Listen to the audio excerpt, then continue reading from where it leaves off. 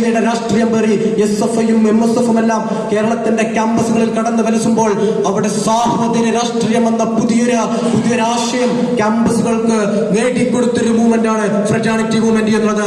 അതുകൊണ്ട് തന്നെ ആ സാഹോദര്യ രാഷ്ട്രീയ സംഘടന എന്ന് പറയുന്നത് അത്തരത്തിലുള്ള പോരാട്ടങ്ങൾക്ക് നേതൃത്വം നൽകി വന്നതാണ്. നമുക്കറിയാം, നേരത്തെ ഞാൻ പറഞ്ഞു, നമ്മുടെ 10ാം തരം പാസ്സാകുന്ന കുട്ടികൾക്ക് സീറ്റില്ലാത്ത വിഷയം പറഞ്ഞതുപോലെ ഈ രാജ്യത്ത് NRC CAPR എന്ന് പറഞ്ഞുകൊണ്ട് ഈ രാജ്യത്തിലെ ന്യൂനപക്ഷങ്ങളെ അടിച്ചമർത്തുന്നതിന് വേണ്ടി ഈ രാജ്യത്തെ വിവിധ ബില്ലുകൾ പാസ്സാക്കി സംഘ് പരിവാരത്തിന്റെ രാഷ്ട്രീയ ശക്തികൾ തുരിഞ്ഞപ്പോൾ ഈ രാജ്യത്ത് ഷാഹീൻ ബാഗുകളായും എയർപോർട്ട് ഉപരോധങ്ങളായും ഈ രാജ്യത്തുടനീളം കേരളത്തിലും മലപ്പുറത്തും അടക്കം ഈ രാജ്യത്തുടനീളം പ്രക്ഷോഭ പ്രതിഷേധങ്ങളുമായി ഈ രാജ്യത്തെ രണ്ടാം സ്വാതന്ത്ര്യ സമരത്തിന് നേതൃത്വം നൽകിയ മൂവ്മെന്റാണ് ഫ്രറ്റേണിറ്റി മൂവ്മെന്റ് എന്ന് നമുക്ക് ആത്മാഭിമാനത്തോടു കൂടി പറയാൻ കഴിയും.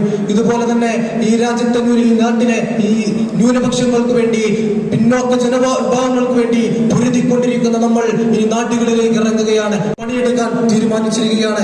ഈ പോരാട്ട ഭൂമികയിൽ നമ്മൾ നേരിടുന്നത് ഒരുപാട് അക്രമ രാഷ്ട്രീയം പേറിക്കൊണ്ട്, വംശീയതയുടെ രാഷ്ട്രീയം പേറിക്കൊണ്ടിരിക്കുന്നവർക്കെതിരെയാണ്. നമുക്കറിയാം, CPIM അതുപോലെ തന്നെ CPIM എല്ലാം LDF മുഴുവൻ ഇന്ന് വെൽഫെയർ പാർട്ടിയെ വലിയൊരു ഉന്നം വെച്ചുകൊണ്ട് എന്തൊക്കെയോ ചെയ്തു കൂട്ടി, MV ഗോവിന്ദമാഷ് എന്തൊക്കെയോ എന്ന് പറഞ്ഞ സന്ദർഭങ്ങൾ നമ്മൾ കാണുന്നുണ്ട്. സോഷ്യൽ മീഡിയയിൽ ഇറക്കിവിടുന്ന ഒരുപാട് കാര്യങ്ങൾ നമ്മൾ കാണുന്നുണ്ട്. അവിടെ യുവ നേതാക്കൾ വന്ന് CPI, മറ്റേ DYFIയുടെ അതുപോലെ തന്നെ SFIയുടെ എല്ലാം നേതൃത്വം വന്ന് ഫ്രറ്റേണിറ്റിയുടെ നേതാക്കളെയും ഫ്രറ്റേണിറ്റിയുടെ പ്രവർത്തകർക്കെതിരെയും പറയുന്നത് നമ്മൾ കാണുന്നുണ്ട്. ഇതിനെയെല്ലാം തിരിച്ചടിക്കാനും ഇതിനെതിരെയെല്ലാം മധുര പ്രതികാരം തീർക്കാനുമുള്ള ഒരവസരമായിട്ട് ഈ തദ്ദേശ സ്വയംഭരണ സ്ഥാപനങ്ങളിലുള്ള തെരഞ്ഞെടുപ്പിനെ ഫ്രറ്റേണിറ്റി മൂവ്മെന്റ് കാണണം എന്നാണ് എനിക്ക് നിങ്ങളോട് പറയുന്നത്.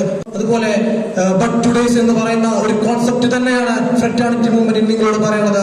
നമ്മൾ കാലങ്ങളായി പഠിച്ചു വന്നൊരു കാര്യമുണ്ട്. നമ്മൾ നാളെയുടെ വാഗ്ദാനങ്ങളാണ്, നമ്മൾ നാളെയുടെ പോരാളികളാണ്. പ്രിയമുള്ളവരെ, നമ്മൾ മനസ്സിലാക്കേണ്ടതുണ്ട്, ഫ്രറ്റേണിറ്റിക്ക് പറയാനുള്ളത് നമ്മൾ നാളെയുടെ അല്ല, നമ്മൾ ഇന്നിന്റെ പോരാളികളാണ്. ഇന്നിന്റെ രാഷ്ട്രീയത്തെ നമ്മൾ ക്യാമ്പസുകളിൽ നയിക്കും, നമ്മൾ നാടുകളിൽ നയിക്കും. അങ്ങനെ ഇന്ത്യന്റെ രാഷ്ട്രീയം പേറിക്കൊണ്ട് നാളെ നല്ലൊരു പോരാട്ട ഭൂമികയായി നമ്മൾ ഈ നാട്ടിനെ മാറ്റിയെടുക്കും. അത് തന്നെയാണ് പ്രിയമുള്ളവരെ നമ്മുടെ ലക്ഷ്യം എന്ന് പറയുന്നത്. ഏതായാലും ഇവിടെ ഒരു പരിപാടി ഇത്തരത്തിൽ ഭംഗിയായി ഒരുക്കിയിട്ടുള്ള മഞ്ചേരി നിയോജക മണ്ഡലത്തിന്റെ പാർട്ടിക്കും അതുപോലെ തന്നെ ഫ്രറ്റേണിറ്റിക്കും ഒരിക്കൽ കൂടെ അഭിവാദ്യങ്ങൾ നേർന്നുകൊണ്ട് ഈ വരുന്ന തദ്ദേശ സ്വയംഭരണ സ്ഥാപനങ്ങളിലേക്കുള്ള തിരഞ്ഞെടുപ്പുമായി ബന്ധപ്പെട്ട എല്ലാ പ്രവർത്തനങ്ങൾക്കും ഇവിടെയുള്ള എല്ലാ ചെറുപ്പവും സജ്ജമാകണമെന്ന് ഒരിക്കൽ കൂടെ ആവശ്യപ്പെട്ടുകൊണ്ട് ഞങ്ങൾക്ക് പറയാനുള്ളത്, ഫ്രറ്റേണിറ്റി മൂവ്മെന്റിന് ബഹുമാനപ്പെട്ട പാർട്ടി നേതാക്കളോട് പറയാനുള്ളത്, ഈ ഒരു പരിപാടി ഇന്നിവിടെ അവസാനിപ്പിക്കുന്നത് മുതൽ ഇനി അങ്ങോട്ട് അടുത്ത